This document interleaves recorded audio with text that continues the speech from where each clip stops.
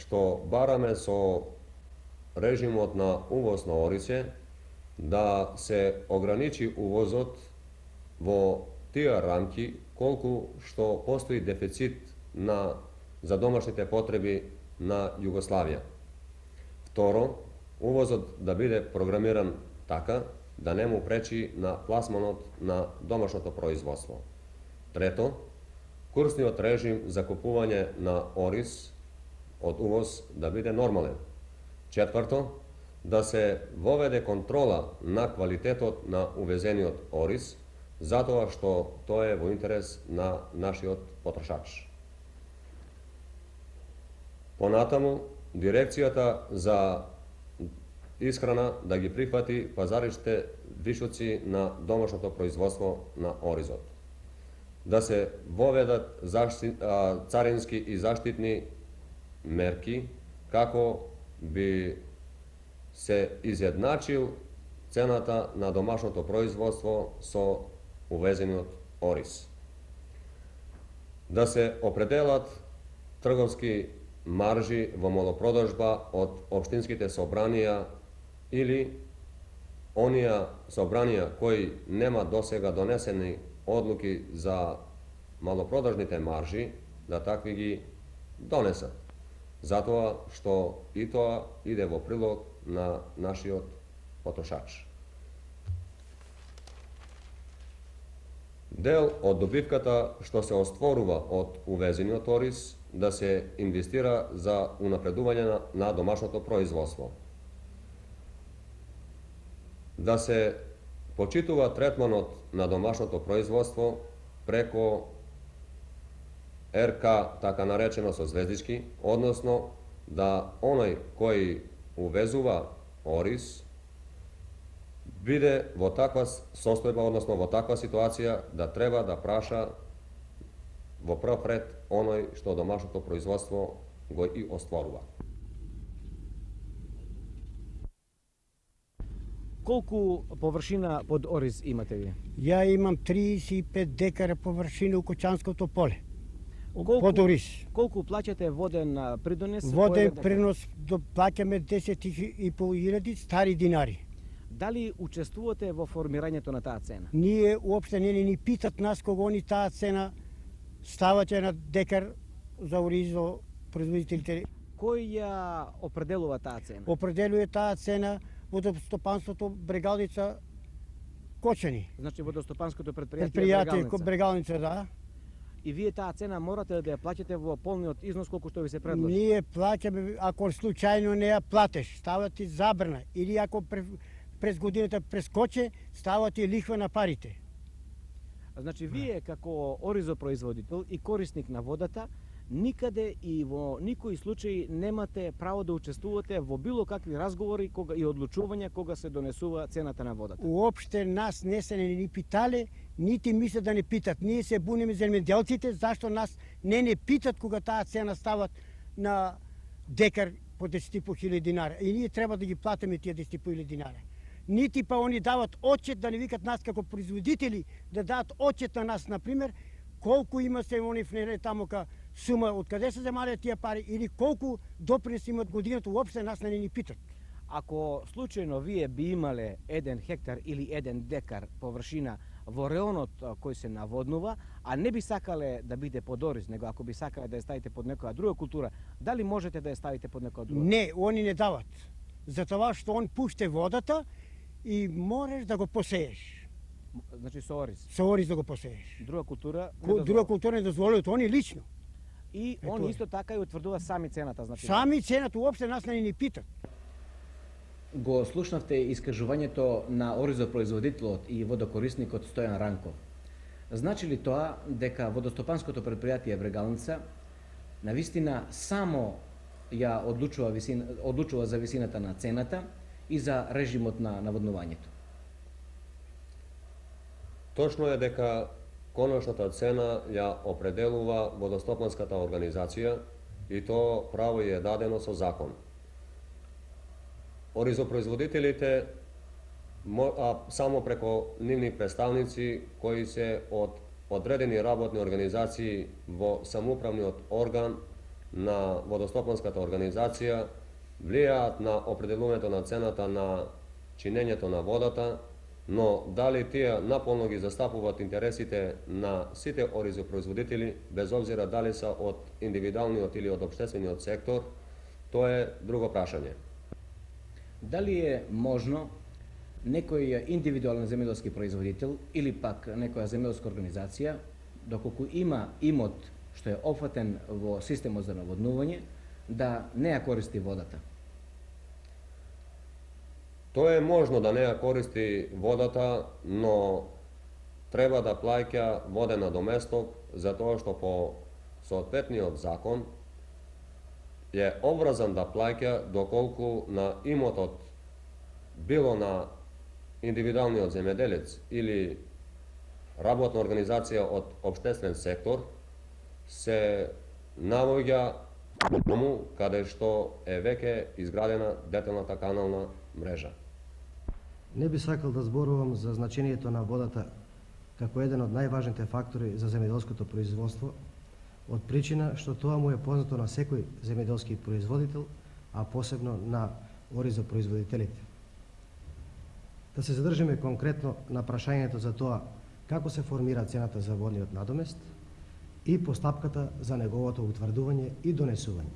Пред да се формира цената за водниот надомест, предходат изготвување на одредени планови, а конкретно седбиниот план кој утврдува структурата на посевите по култури во реонот на системот за наводнување.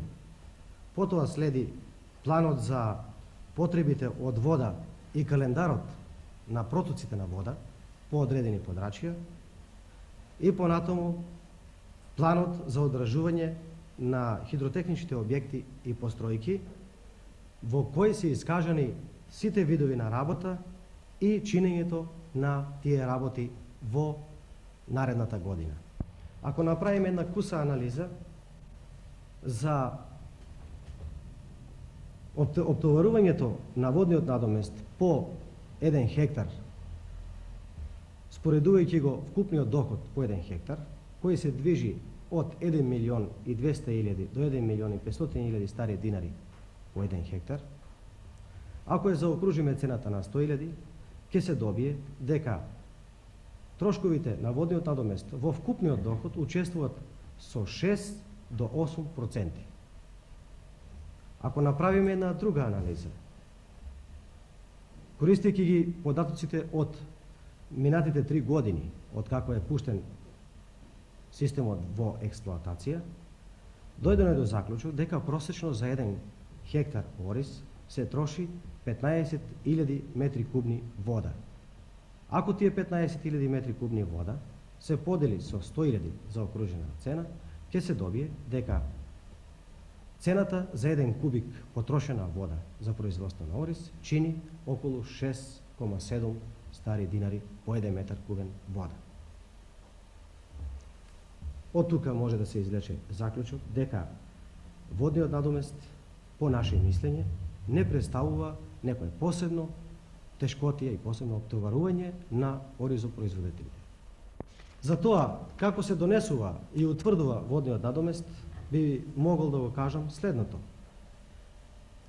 Сите тие планови кои предходат, преку кои се изразуват трошковите за утврдување на водниот надомест, се донесуваат на една демократска основа, со тоа што во одредени региони се повикуваат сите земјоделски производители и се утврдува седбената структура и на база на таа седбена структура следуваат плановите за наводнување и плановите за одржување на објектите. Од кога калкулацијата ќе биде изготвена заедно со сите тие планови, се презентират на сите општински собранија на ова подрачје, потоа на сите земјоделски организации и на индивидуалните производители преку нивните представници во Централниот работнички совет во проширен состав. И конечно, цената се утврдува на седница на Централниот работнички совет во проширен состав, од кога претходно се разбира ќе бидат претресени сите елементи на калкулацијата и плановите кои претходат на калкулацијата. Вие сте еден од поголемите производители на ориз во Кочанско. Колку годинава очекувате да добиете од површините што ги имате? Па ја сејам околу 3 хектара и рачунам да добијам максимум по 500 кила, али ќе видиме у завршетокот на вршидбата. Дали знаете колку ќе биде откупната цена на оризот годинава? Па беме обавестени дека прва класа ќе се откупува по цена од 2,5 динара, а втора од 2,40 пари. 2,30, а трета класа 2,20 пари. Дали правевте некоја сметка за трошоците што ги имавте во производството на оризот и дали тие трошоци се адекватни со откупната цена? Види, секој што работи мора да си направи една пресметка, значи у работата колку. Нашата пресметка кошта од 1 хектар околу 850.000 динара. И затоа мислам дека едва да се покријат трошковето. А во таа пресметка влегуваат ли само материјални трошоци или и трудот што вие го вложувате? Па во таа сметка влегуваат сите тие материјални трошкови, работење, орење, даноци, водна заедница, а оно што го губиме секој ден, значи обавезен си мора, ако не идеш на ориз да го видиш ден-два, ќе однема време, значи мора да идеш да го обидуваш. Тоа не ги ставаме тие трошкове, значи. Другиот председателе, го слушнавте и искажувањето на оризопроизводителот Димитар Максимов. Дали собранието на општината има увид, односно калкулации за фактичките трошоци на производството на ориз и какви се тие во сооднос со откупните цени? Со прашањето на цената на чинењето на оризопроизводството се занимаваат работните организации, службите при општинското собрание, други органи од Република, како и одредени институции. Така, например, Економскиот институт на Србија од Белград за 1970 година направи калкулативна цена од 269 стари динари, во која цена беа вклучени и 6% акумулација.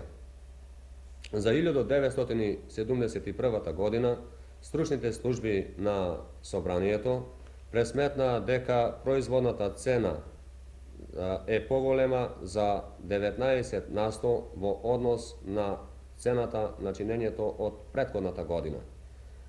Додека цената на оризовата арпа порасна за 13% во однос на 1970 година или што е за 6% помала во однос на производните трошоци.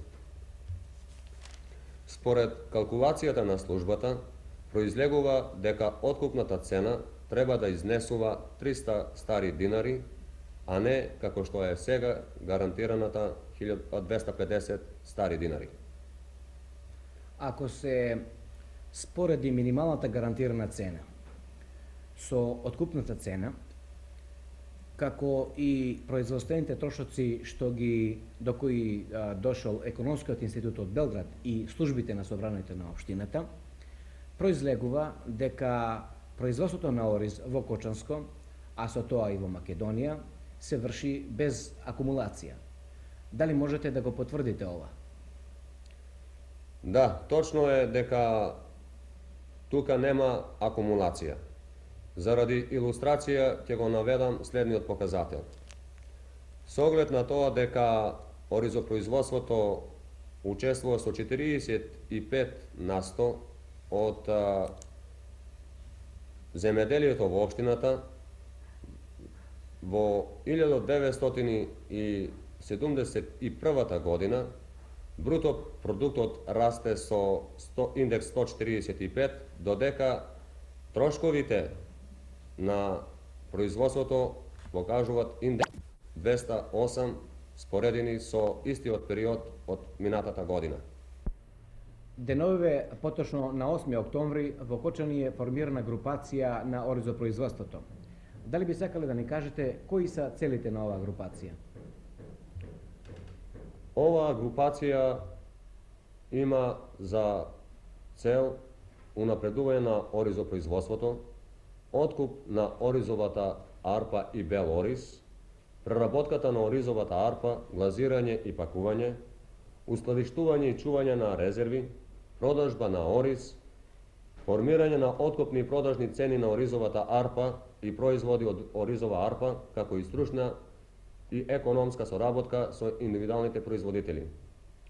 Групацијата во основа ќе представува најефикасен и најквалификован орган во СФРЈ што ќе ги застапува оризопроизводителите пред надлежните органи во Република и Сојузот. Оваа групација, иако е претежно формирана од работни организации на територијата на општината, нема за цел да се затвори во оквирот на општината, туку има за цел да ги приклучи и сите други заинтересирани работни организации од територијата на Републиката. Ако се постигне ова што ние го сакаме, во тој случај, као групација, ќе се појавуваат пред надлежните органи во Република и Сојуз за сите прашања и проблеми